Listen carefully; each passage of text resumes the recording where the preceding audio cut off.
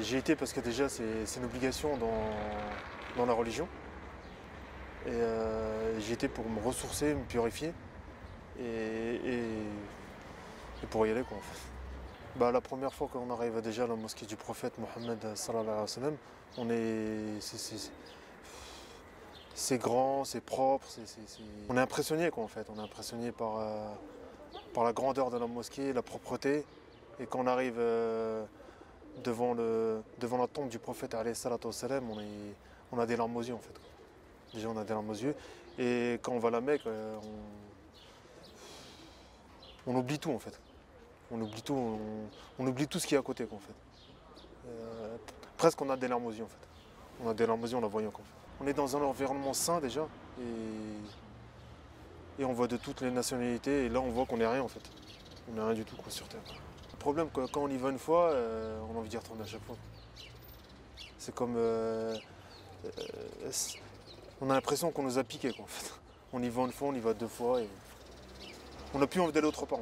On a envie de se ressourcer, se purifier déjà, parce que c'est une purification, et d'essayer de prendre des hasanat quoi, en fait. Le maximum de hasanat. On a du mal en fait à expliquer à certaines personnes comment c'est quoi. Parce que ce qu'on voit en fait à la télé et en image, ça n'a rien à voir. La Umrah du Ramadan elle a une saveur plus particulière que les autres, je dirais même plus que le Hajj. Parce que bon, alhamdoulilah, j'ai fait le Hajj. Et celle du Ramadan, elle a strictement rien à voir parce que déjà il y a plus de monde. Il y a plus de monde que des autres et il y a plus de ibadah parce qu'il y a comment ça, il y a le tarawih et il y a salat tahajjud qui se situe entre 1h du matin et 3h du matin. Donc on demande plus de physique en fait. Et plus le jeûne quoi, en fait. Toute la journée en adoration, la journée on est en prière et jeûne. Et celui qui veut faire des tawaf surrogatoires et plus la nuit quoi, il y a les prières de la nuit. Les 10 derniers jours c'est plus actif que les autres jours en fait. En fait, on se sent plus proche devant Allah subhanahu wa ta'ala parce qu'on est constamment avec lui. Quoi, en fait. Le Ramadan, on est 24 heures sur 24 en ibadah. Par rapport au mois de février, avril ou même pendant le Hajj. Parce qu'on connaît même le hadith qui dit qu'une Umrah pendant le Ramadan équivaut à un Hajj et dans une autre version avec le prophète alayhi salatu wa salam. Il y a des personnes qui disent qu'ils sont pas prêts. Qui sont pas prêts à y aller alors que faut être prêt, faut être physiquement et financièrement et santé quoi.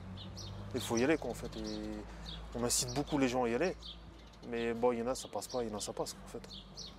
Mais en fait ils loupent vraiment quelque chose quoi. En fait une fois qu'on y va, déjà on change totalement quoi en fait.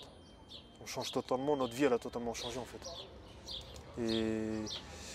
Et à chaque fois qu'on va dire qu'on veut faire quelque chose de mal, on pense à la Umrah quoi.